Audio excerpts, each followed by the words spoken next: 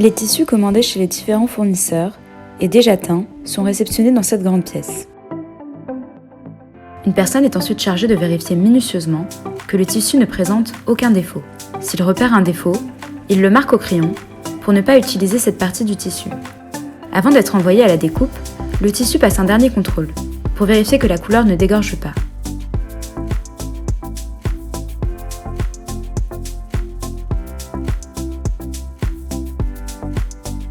Le Master Edgy, qui travaille pour l'atelier depuis plus de 30 ans, contrôle les mesures qui ont été envoyées par les différents clients pour vérifier qu'il n'a pas d'erreur.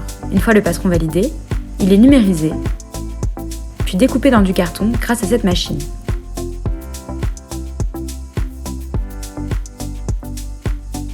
Les couches de tissu sont disposées les unes sur les autres pour permettre de découper plus rapidement.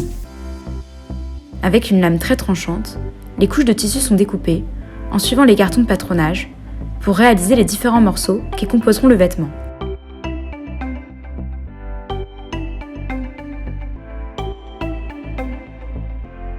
Les morceaux découpés sont ensuite amenés à l'atelier, où de nombreuses personnes s'activent pour les assembler.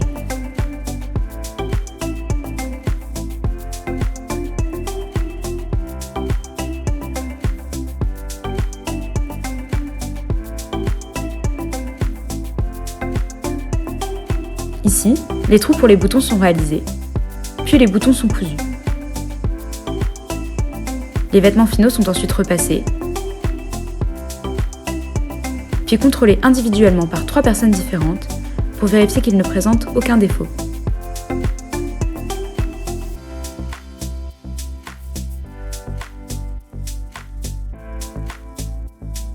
S'il y a des défauts qui peuvent être rattrapés, ils sont repris à la main. Ça y est, les vêtements sont prêts à être envoyés aux clients. Dans cette pièce, ils sont triés et mis en carton.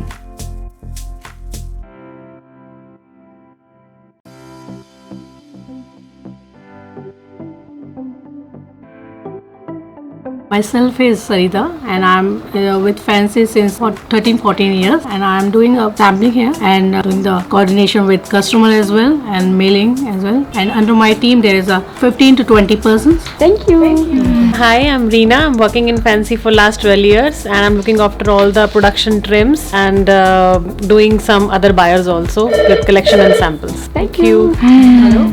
Yeah. It was started in 1942 by my grandfather and his brother, and they were doing printing work. They used to do bedspreads, bed sheets for the local market, and then they also were doing a lot of silk. And my father also joined at that time. He was also the president of the Silk Association. When my father came into the business, he started the export.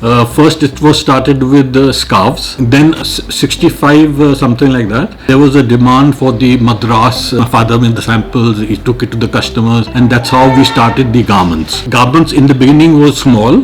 72 and 73 we were one of the biggest exporters of silk scarves from India, and then after that there was a big crash because a lot of people started supplying silk scarves. Then we started concentrating on the garments. Initially a lot we used to do with the UK, USA also.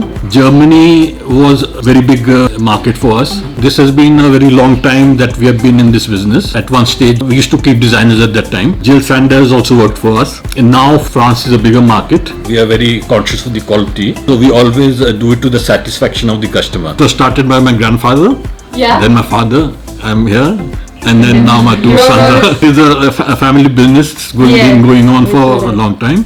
Thank you very much for being there. Pleasure. That's so nice.